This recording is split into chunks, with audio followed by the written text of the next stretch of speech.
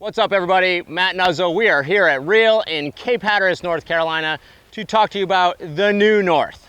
So you might be saying, the new North, what are you talking about? Like North's been making kites for like 20 years or something like that. Well, actually, North Sails has been licensing their name, and so this is North Sails. So North Sails decided to get into the kiteboarding industry. They said 2020 is a great launch point, and they felt that they had something to add to the industry. So their goal was to make this product super clean, super simple, and just take away all the excess legacy stuff that's been happening in the industry for a while. And so it's like, you know, when you start to look, how can we make the product new, clean, and different, they come up with some pretty unique things and have made a great quality product. So first, let's talk about the material.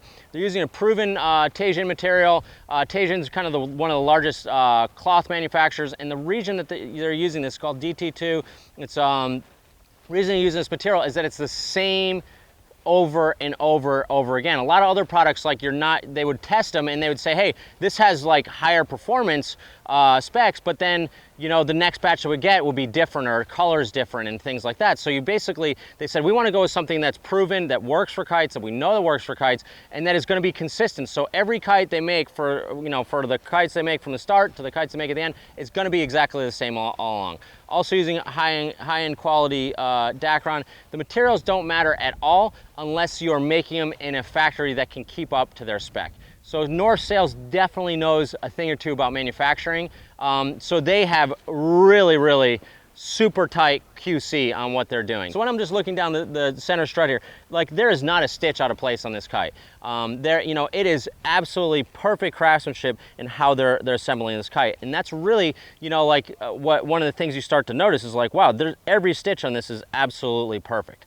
Okay, so next thing I want to talk about is the pigtails. The pigtails seem so simple and easy, right? But what they did, instead of having like 2, 5, 6, hey, use this or that or the other, they're using they're using the same pigtails on the bar as they are on the kite. So the pigtail from here is the same thing that's going on the lines, same thing with leading edge. There's one knot, okay? There's a loop on the front over here, and then knot on the back, one knot. That's it. Like, you're not going to mess up the tune, right? And that's such a huge thing to be able to have these, have that, because a lot of people will choke up their kites. The kite flies wrong, and they're like, there's one way to fly the kite, and it's the right way. So we're just going to make the knots right. And then also making it so that the pigtails carry over line and kite. It just makes it so easy for, as your stuff starts to wear, you get one setup. They do have a couple adjustment points in the back here. The leading edge bridle, what they found is that a lot of the leading edge bridle material that the people were using, or like in the past has been using the kite material, is a double, there's like a outside core, and then an inside, there's an outside layer and inside core, and it was stretching really weird. So over time the kite would, it wasn't the canopy that was messing up, but it was like the bridles were totally messing up. It would start to pull or do things like that. So what they're doing is they're using actually their high-end fly line, which is this like crazy super strong fly line. And then they're basically pre-stretching it, cutting it, and so it's like super precise. So this bridle is going to be exactly the same on session 1 as it is on session 100. Their inflate valve, they went and instead of going and saying, hey, this is what other people are using, they wanted to make it so they had an inflate valve that was actually small in the footprint, because when they said when you get down to a 7 meter and below, there's a lot of flex and twist in that leading edge, and some of those valves have like this big of a spot on it, and so that's basically messing with the flex and the aerodynamics of the kite.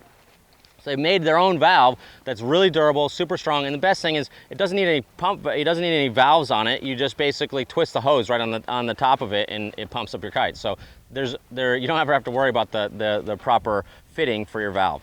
Their inflate valves, for their one pump system, they're using a real heavy duty fat tubing on it, so they're inflating really easily. They also are straight, instead of being kinked and not having the air come out of it. It makes it really easy and works well.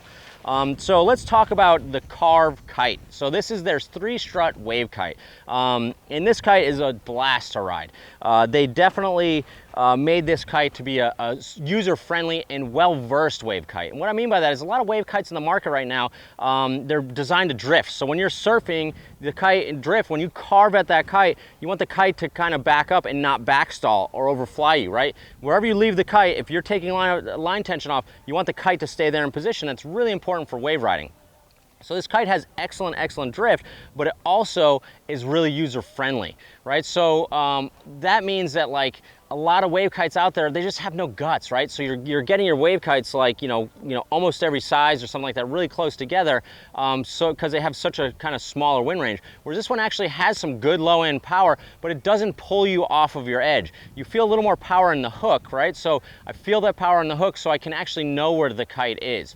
And you know, with this kite, I've actually found it's the most user-friendly kite of the lineup, and it's definitely going to be kind of that kite for everyone. So it's categorized as a wave kite. I love riding in the waves because it drifts well. When you turn it, there's no dead spot, so it just whips through the wind, just turns, you know, really efficiently, really easily.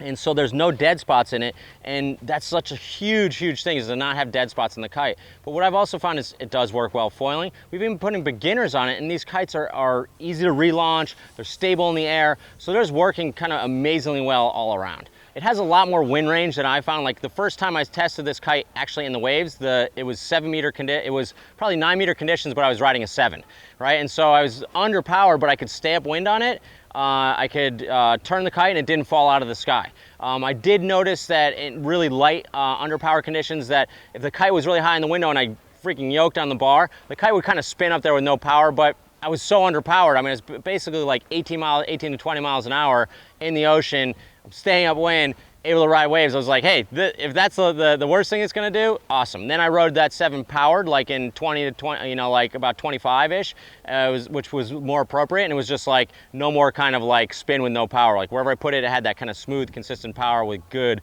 power output.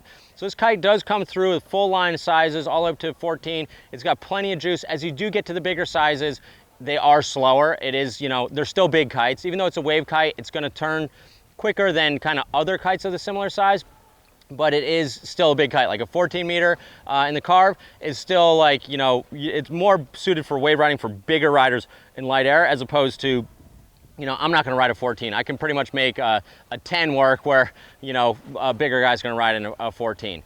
14 just cruising, maybe like real light air foiling, absolutely. 14 teaching someone on, cruising back and forth, awesome. It's such a great all-around kite, and the relaunch is just really consistent. I also smash this thing in the water a bunch. Like anytime I'm testing something, I really want to like hammer on it. We don't have like tons and tons of time, like a full season on them to tell you kind of how the wear and tear is, but like overall, like crash it a bunch, swam, you know, like slack the line so it would invert, crash it on the beach a bunch, and it was just like, the kite had absolutely no issues. Paired up with the Navigator bar, been super impressed, and really high quality. So you want that one shot, does it all kite in the North lineup, North Carve is gonna be a winner for you. If you wanna see more reviews or get more information, check us out online at realwatersports.com or give us a call at 252-987-6000. See you guys on the water.